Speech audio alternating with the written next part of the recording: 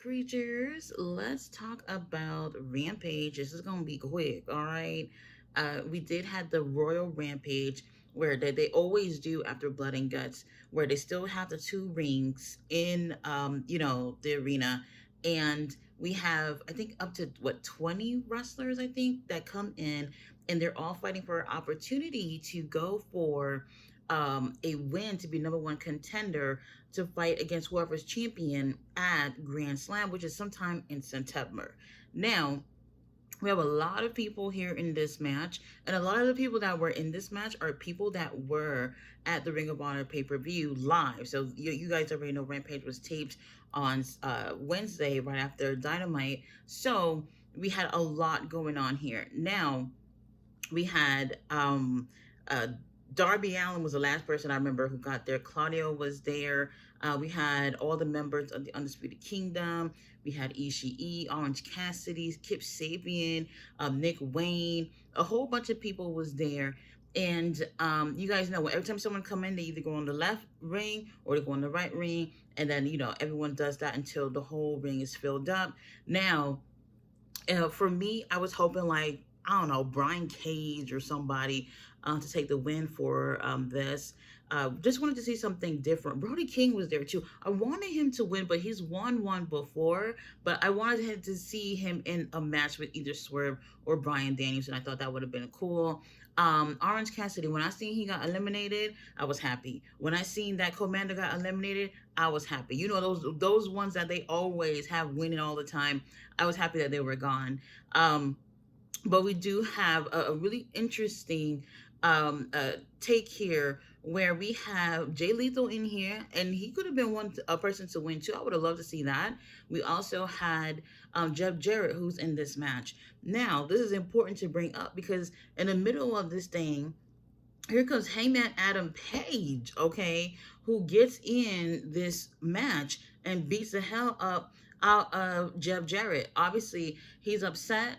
Blood and Guts match took place. He had handcuffed Swerve to the cage and left his motherfucking ass out there and locked his ass out. But then Jeff Jarrett was one of the ones who came out to help Swerve so that Swerve can get into the ring to that Blood and Guts match. Now, obviously, he's not happy about it, so he's taking his frustrations out on Double J. And you know what? Rightfully so, Adam Page. I'll probably do the same thing. Now, match continues, and the last two people that was left here were Claudio Castagnoli and Darby Allin. And as soon as I seen that, I said, "Oh hell no!" I'm looking at Claudio and I'm like, Claudio, he's giving mid card vibes here, where he's not really doing too much here, not really on the pay per views, not really doing too much on the shows. So he doesn't really feel like a person that was going to end up taking the win, but I was hoping so. Darby Allin was thrown around by Claudio Castagnoli. Claudio was not playing with him, but still, Darby ends up taking the win with a coffin drop. Like, what the fuck are we doing? Darby, I love you. I really do. It might not seem like I don't, but something about it where it's just like, I wasn't really expecting to see Darby Allin win this. So that what that means is that Darby will get a chance to go for the title at Grand Slam with whoever's champion, whether that's Brian Danielson or Swerve Strickland. If it's Swerve, that right there makes sense. These two got, problems with each other, which is interesting since last year All In, they started having problems. Remember, Darby got his ass whooped by Swerve. Him and Swerve, they're from Seattle and everything, but they have their problems. So I was like, when he won, I was like, if Swerve is champion, this whole shit makes sense. If it's Darby going against Brian Danielson, then I guess that's cool too. But Darby's the winner, and honestly, I don't care. So now, after this, we do have three more matches, and keep in mind that Royal Rumble thing took like 40 minutes of the show. So now we're just like, all right, there's like 20 minutes left. I mean, we might as well get like a really big main event. No, what they end up doing is throwing in three more matches. Before that, we do have Willow, who says to Statlander, bitch, after you put your hands on me, how about you and I go at it for the title next week? So you guys know Willow has the CMLL Women's Championship, and her and Statlander gonna go at it for the billionth time. I'm already bored. Up next, Statlander is going against our girl Layla Gray. We haven't seen her on AEW TV since she was one of the baddies way back when Jade was there. And she's been here and there on Ring of Honor. And I was just like, oh, Statlander's going to have a really great match with Layla. Layla is really great. No, this was another squash. I was not happy about this. I'm just like, y'all missed the opportunity to get something really great out of these two girls. Like, I don't understand the concept of having to do squash matches, like even one show. I feel like it should squashes should be rare, and instead we get them several times a week. And that's not just within AEW. WWE does the same thing too. And honestly, I feel like y'all need to save those things for when it's actually needed. And I didn't feel like a match between Statlander and Layla Gray should have been a squash. Missed opportunity for me. Layla loses in just like what 2 minutes. Wasn't happy about that. Up next, we had Lance Archer versus some poor unfortunate soul that he already came out to the ring with on his back from the back. I guess he already started attacking him, ends up bringing him to the ring and beats his ass in like seconds. So another squash match that they waste our time with. I did not like this because a couple of days ago we had a promo from Lance Archer, who was beating up a whole bunch of people backstage, and he said, "You motherfuckers forgot who I am, and it's time for me to show you guys who I am." And I was just like, "Holy shit, he means business." Maybe AEW is going to do right by him. And here we are, a few days later, in a squash with somebody they picked up from the parking lot, and there was nothing about this was just like, "Oh, you wanted people to know to recognize who you are," but you're doing the same old things. Like AEW, let's get it together. This is Lance Archer we're talking about. You guys have a powerhouse in your hands. You got somebody that you can really bring up to be a monster in AEW. And I don't feel like these squash matches against, not to say, sorry to say, these nobodies, I don't think that does any favor for him at all. I wish they even put this on the damn show. Now, for the main event, if you want to call it that, we had Rusha and Kyle Fletcher teaming up, going against Private Party versus the Righteous versus the Outrunners. They got no entrance music at all. We literally went from commercial and the bell being rung, and they going at it. This did not feel like a main event at all. I did not like this. The Righteous, I don't know what the fuck happened, but they got them out the match super quick. So it was pretty much kind of felt for the most part that it was just three teams.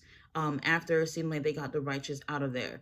And then from there, Don Callis, who is on commentary, he's just like, all I gotta do is just say the words, and my boys are gonna get in the ring and end this shit. And then he says the word, and they actually get in the ring and literally end it. It felt like it happened so fucking quick. I couldn't even believe it. And I just didn't like that. For a main event, really quick. We really could have gotten the squash matches that they had before that. They could have taken those out and given this tag team, fatal four-way tag team, whatever, some time to for them to do something in the ring. I know people might say, "Oh, but that would have been only two matches," and it's like, sure, it would have been two matches, but the first match was literally 40 minutes long. You had like 20 people over there and a lot going on. Y'all would have been okay with just a 40-minute match with all these people, and then having a main event, a longer main event that actually felt like something you want to close the show with. I think it was too quick. It kind of felt almost like a squash match a little bit. And for me, overall, I feel like up until, that after that first 40 minutes, the rest of it is very skippable to me. Y'all watch it if y'all want to.